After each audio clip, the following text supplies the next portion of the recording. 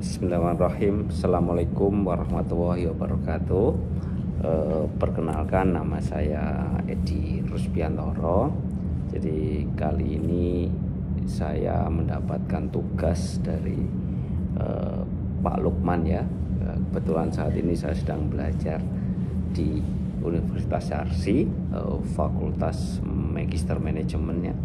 Ada satu tugas untuk membahas atau mereview buku mengenai talenta atau talent. Jadi ini salah satu mata pelajaran manajemen talenta di semester 3 tahun 2024. Jadi ada satu buku ini yang akan kami bahas, yaitu tentang maximizing your talent ya, atau maksimalkan talenta Anda. Bagaimana menemukan dan memaksimalkan potensi diri Anda ya, ini ya, dari Paulus Winarto. Jadi buku ini merupakan satu buku yang cukup bagus ya, bagaimana kita bisa menemukan dan memaksimalkan potensi atau talenta dari seseorang. Jadi buku ini diterbitkan oleh penerbit Libri. Kemudian ini cetakan yang kedua tahun 2017. Banyak yang menarik di sini ya dari buku ini yang bisa saya mungkin sedikit sampaikan. Yang pertama adalah mengenai talenta, yaitu di sini bicara mengenai talenta. Talenta itu apa sih gitu ya. Jadi dari buku ini disampaikan bahwa talenta ini sebenarnya ada 3 jenis, yaitu talenta yang merupakan satu bakat alam ya, atau natural talents. Kemudian talenta yang berasal dari keterampilan atau skill. Kemudian talenta satu lagi adalah talenta karena karunia rohani atau spiritual gift. Nah, jadi di sini membahas tentang jenis-jenis talenta dan apa itu sebenarnya talenta dan faktor-faktor apa sih yang bisa memengaruhi dan membentuk akan talenta itu. Jadi cukup penting ini Bapak Ibu, bagaimana kita sebagai seorang yang bekerja atau yang terkecimpung dalam satu organisasi, bagaimana bisa meningkatkan talenta kita supaya bisa lebih maksimal. Di sini juga dalam buku ini juga sebelum masuk ke materi saya agak lupa. Jadi dalam buku ini juga diberikan satu poster ya. Nah, ini yang menarik ini. Satu poster mengenai motivasi. Nah, ada satu poster besar motivasi. Ini posternya ya. Kemudian di sini juga ada kartu motivasi, yaitu satu kartu yang berjumlah sekitar 31 ya sehingga bisa kita baca setiap hari sekali selama 31. Merupakan kartu yang isinya berupa motivasi-motivasi. Ini seperti contoh saya bacakan satu kartu misalkan ya. Orang yang tidak pernah mengalami kegagalan baru menjalani setengah kehidupan. Kehidupan yang utuh selalu terdiri dari kumpulan keberhasilan dan kegagalan. Ini salah satu tulisan dari Paulus Winarto. Kembali kepada maximizing talent ini. Jadi dalam buku ini juga terdapat atau memberikan informasi mengenai faktor-faktor yang menghambat adanya talenta. Disebutkan bahwa talenta itu apa, kemudian jenis talenta, faktor apa yang mempengaruhi dan membentuknya. Di sini juga ada faktor yang menghambat talenta. Ini perlu kita ketahui sama-sama. Yang pertama adalah cirinya adalah tidak mau menerima diri apa adanya. Nah, ini salah satu faktor yang menghambat. Kemudian orang yang sering iri kepada orang lain. Nah, ini juga faktor yang menghambat adanya talenta. Kemudian mungkin adalah sikap yang terus-menerus meniru orang. Nah, jadi kebiasaan meniru, jadi tidak bisa membuat satu hal yang baru atau dari diri sendiri. Kemudian terus-menerus membandingkan diri dengan orang lain. Sebenarnya membandingkan ini sesekali boleh, tapi kalau terlalu sering dan terus-menerus ini juga tidak baik dan merupakan faktor yang menghambat peningkatan akan talenta. Kemudian terus menerus hidup dalam ego gitu ya.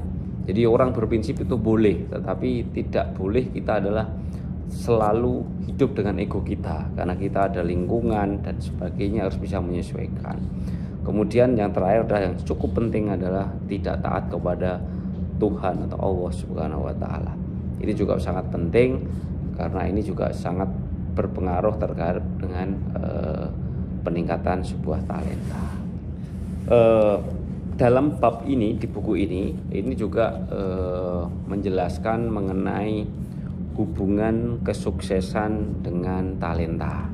Ya, seperti kita ketahui bahwa sebenarnya sukses itu harusnya berasal dari kita sendiri. Sukses adalah yang membentuk diri kita sendiri, bukan dari orang lain. Nah, apapun yang di luar kita, situasi apapun, kondisi lingkungan apapun, itu tidak sebagai faktor utama untuk menuju kesuksesan, karena kesuksesan adalah berasal dari diri kita sendiri. Nah, di sini juga menjelaskan, buku ini menjelaskan bagaimana perjalanan untuk sukses, perjalanan untuk talenta gitu ya. Kemudian apa hubungan talenta dengan pekerjaan atau bisnis yang sedang kita jalankan, termasuk juga di sini juga menjelaskan apakah sebaiknya kita bekerja atau berbisnis sesuai dengan talenta kita.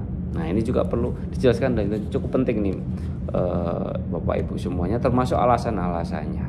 Nah, itu. Ini ada satu bab juga yang menjelaskan mengenai ada langkah atau cara menemukan talenta. Ini juga sangat penting. Kalau saya baca, saya ringkas, itu ada beberapa hal bagaimana kita bisa menemukan talenta kita.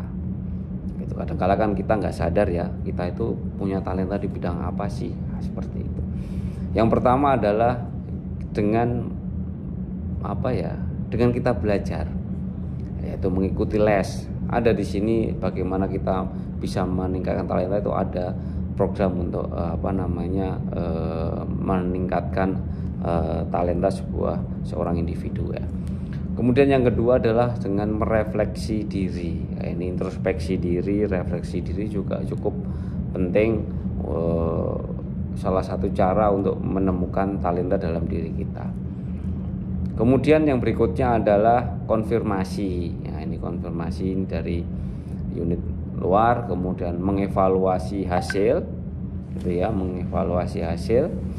Dan yang terakhir adalah dengan berdoa. Nah, ini cukup penting karena apapun ikhtiar kita, apapun keinginan dan harapan kita, tanpa berdoa itu, tanpa ada restu dari Allah Subhanahu wa taala, Tuhan, itu tidak akan bisa tercapai keinginan kita.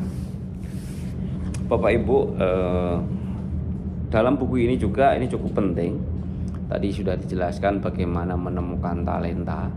Tentu setelah kita temukan, ada proses adalah untuk memaksimalkan talenta itu.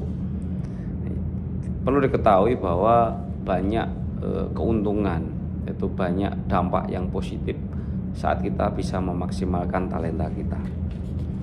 Nah, dampaknya antara lain, yaitu yang pertama adalah tentu untuk demi masa depan kita yang lebih baik ya. Jadi kalau kita punya profesi, kita punya pekerjaan, punya bisnis, tentu akan menjadikan satu langkah atau kunci untuk menjadi yang lebih baik. Di samping itu juga untuk pertumbuhan yang lebih optimal, ini juga pasti akan berdampak positif. Kemudian dengan adanya talenta, kita mudah untuk mencari atau memperbaiki kelemahan yang kita punya, kan? Karena kita bisa memetakan, bisa mengetahui potensi kita lebih mudah untuk dapat memperbaiki kelemahan. Dan tentu saja yang terakhir, yang secara rohani adalah ungkapan syukur kepada Sang Pencipta. Nah, ini cukup penting karena tanpa ada restu dari Pencipta, tentu saja apapun yang kita inginkan tidak akan bisa terpenuhi. Lebih lanjut juga disampaikan mengenai batas maksimal talenta. Ini banyak yang dipertanyakan ya, sebatas manakah batas maksimal akan talenta itu, mengenai pertanyaan yang sampai sebatas apa sih maksimal akan talenta itu. Ini adalah pertanyaan yang sulit untuk dijawab. Dalam buku ini dijelaskan bahwa batas maksimal talenta itu tidak bisa diukur secara matematis. Jadi cukup sulit untuk menjawab sebatas mana sih maksimal seseorang akan talentanya. Nah ini, tetapi di sini dijelaskan kalau memaksimalkan suatu talenta itu ada beberapa langkah di sini yang disampaikan. Yang pertama adalah terus belajar. Tentu saja belajar tidak akan ada habisnya. Dan saya kira talenta itu sebenarnya juga maksimalnya adalah ya sampai napas kita berhenti ya gitu kan. Artinya selama kita masih terus berusaha belajar, pasti ada hal baru yang bisa kita dapatkan. Kemudian ada proses mentoring. Nah, coaching dan mentoring ini cukup penting untuk bisa memberikan peningkatan talenta seseorang ya. Jadi kalau di kantor kami kebetulan memang ada satu tahapan coaching dan mentoring, dan ini dilaksanakan secara periodik, baik dari atasan ke bawahan dan maupun sebaliknya. Kemudian cara memaksimalkan adalah kita harus mempunyai mimpi, tentu saja itu ya, mimpi yang berdasarkan satu talenta. Artinya kita mempunyai talenta apa, kita tentu saja punya target atau mimpi untuk bisa mencapai ke sana. Kemudian selalu bersikap positif. Nah, mental positif cukup penting ya. Jadi cukup penting untuk bisa meningkatkan atau memaksimalkan talenta kita. Kemudian yang tidak kalah penting adalah terapkan disiplin. Nah, disiplin ini cukup penting karena apapun kita, kalau kita ada modal disiplin, tentu saja rencana atau target yang kita inginkan itu bisa tercapai. Dan yang tak kalah penting adalah adanya mitra akuntabilitas. Nah, ini mitra cukup penting ya Bapak Ibu ya. Jadi mitra ini bisa melakukan monitoring dan evaluasi ya. Jadi untuk akuntabilitas ini cukup penting supaya mengetahui bagaimana proses peningkatan atau memaksimalkan talenta suatu individu. Dan yang terakhir adalah tidak kalah penting adalah selalu andalkan Sang Pencipta. Apapun itu kita harus kembalikan ke sana karena atas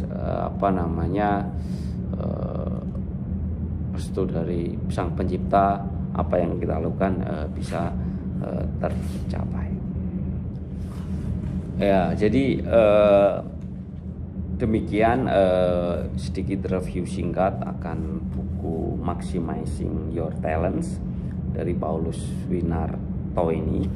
Tapi kalau dari kesimpulan yang bisa kita ambil dari review buku ini adalah atau usulan praktis ya, mungkin ada beberapa hal. Kalau saya simpulkan, saya menjadi 5 hal penting yang perlu kita garis bawahi supaya kita bisa memaksimalkan akan talenta kita. Yang pertama adalah upayakan atau kita bekerja sesuai dengan talenta kita. Ini cukup penting karena apapun itu, kalau itu menggunakan talent atau pekerjaan yang menjadi hobi kita ya contohnya, itu akan memberikan energi positif untuk menghilangkan rasa putus asa. Kemudian yang kedua adalah berbisnislah sesuai dengan talenta Anda ya. Jadi kita bisa berbisnis juga harus sesuai dengan talenta. Kemudian libatkan diri Anda dalam kegiatan nirlaba sesuai talenta. Ini poin yang ketiga. Dan yang poin keempat, bermitralah dengan orang lain atau pihak lain sesuai dengan talenta Anda. Dan yang terakhir adalah jadilah mentor sesuai talenta Anda. Artinya dari poin-poin ini kita harus melakukan sesuatu itu sesuai dengan talenta, dan ini akan mempermudah kita dalam mencapai tujuan yang kita harapkan. Demikian, kurang lebihnya mohon maaf. Terima kasih. Wassalamualaikum warahmatullahi wabarakatuh.